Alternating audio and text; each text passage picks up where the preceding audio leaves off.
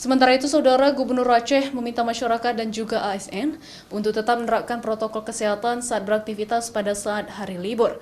Selain itu, khusus ASN dilarang untuk keluar daerah saat hari libur.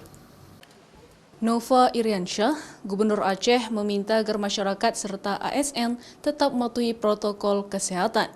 Selain itu, aparatur sipil negara atau ASN selain dilarang membuat acara kerumunan, juga dilarang keluar daerah dan diharapkan dapat memanfaatkan hari libur dengan keluarga di rumah. Angka konfirmasi positif itu menurun, ya, tapi kita tetap harus waspada karena fluktuasinya masih mungkin terjadi dan ini kebijakan nasional di bawah perintah Bapak Presiden terus ke bawah dan kita senafas dalam hal COVID sambil terus menyesuaikan kegiatan ekonomi agar juga tidak terhenti sama sekali.